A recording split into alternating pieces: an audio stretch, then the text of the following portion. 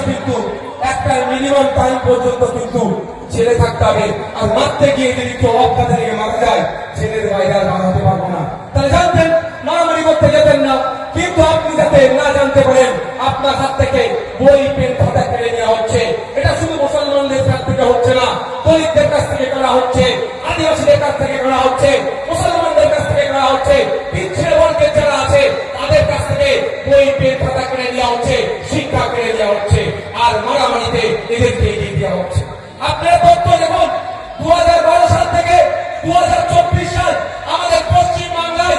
25,000 primary school বন্ধ করেছে এই অপদর্থ সরকার, এই মমতা ব্যানার্জি সরকার। এই 25,000 স্কুলগুলো কোথায় আছে দেখুন, যেখানে আমার আদিবাসী ভাইরা বেশি বসবাস করে, যেখানে আমার দলিত ভাইরা বেশি বসবাস করে, যেখানে আমার মতুয়া ভাইরা বেশি বসবাস করে, যেখানে আমার মুসলিম ভাইরা বেশি বসবাস করে, ওই সমস্ত এলাকা থেকে 25,000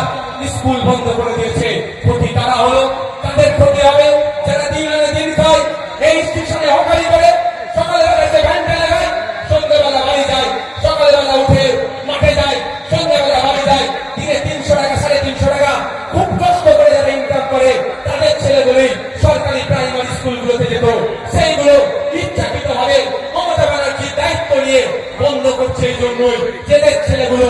স্কুলে না যেতে পারে, এদের ছেলেগুলো যদি স্কুলে যায় মমতা ব্যানার্জির ভাইপোর হয়ে লাঠিয়াল বাহিনী কে থাকবে? এখানে যারা এমপি আছে, এমএলএ আছে, এদের হয়ে লাঠিয়াল বাহিনী কে থাকবে? সেই জন্য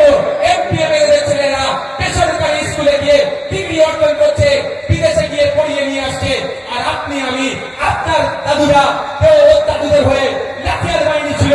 এখন আপনাদেরকে ওই এমপি এমএলএদের হয়ে লাঠিয়াল বাহিনী করে রাখছে, ওদের পরের প্রজন্মকে বিদেশে পড়াচ্ছে, আর আপনার ছেলে মেয়েগুলোর কাছ থেকে শিক্ষা কেড়ে নিয়ে মানে ওই নেতার ছেলে নেতা হবে, তার হয়ে লাঠিয়াল বানানোর পরিকল্পনা এই সরকার করছে।